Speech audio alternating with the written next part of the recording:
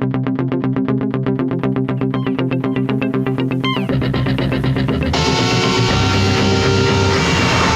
we are with Mark Beech. It's time that we learn what we did in 2014. What do you have to say this time, Mark? Well, this is what we've been talking last time, Massimo, about a revolution in music. Did it actually happen?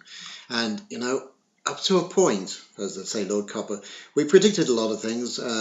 Critics predicted, including me, were saying some of the trends we expected just didn't happen at all, like mixtapes we talked about, more electronic dance did to a point, the indie, all sorts of stuff like that we were expecting to happen. In the end, it was a little bit of the same old, I'm afraid.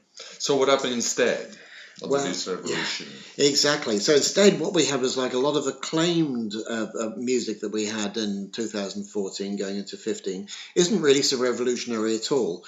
Bands like Future Islands, for example, did a Letterman show, did Seasons Waiting on You, Damon Albarn with his one solo album, Bombay Bicycle Club, Elbow Metronomy. All these were making tremendous records, but they weren't exactly groundbreaking. But isn't the world music on the way back? I think it is. This is a funny thing. I was thinking about this the other day. I was saying the world music is reviving. Fela Kuti, I know you mentioned him once, Massimo, and like years after his death now, here we are. There was a movie made about searching for Fela, a bit like Searching for Sugar Man, Rodriguez, and it's put his name back in the limelight.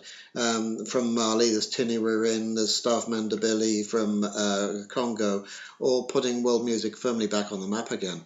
You also predicted the return of the country music, didn't you? Yeah, and this has really happened, so it wasn't all bad.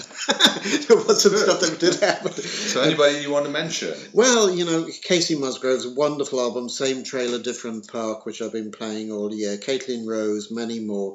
Country music used to be the safe refuge where rockers would go if they couldn't think of anything else to do, even Donny Osmond. Now country music is the new bridge, it's the place to be, and that's been true since the time of maybe the Dixie Chicks onwards. So what about the Eurovision effect? Now, this is interesting because, earlier in the year we were talking about Conchita with Rise Like a Phoenix.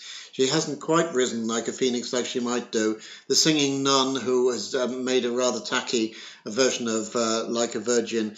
The X Factor, where we're hoping for great things for Andrea Faustini, who ended up in third in the end.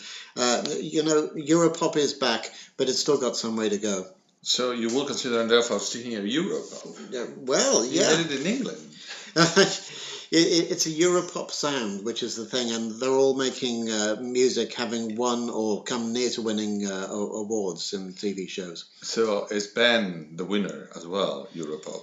It'd be interesting to see what this former van man from Croydon does now.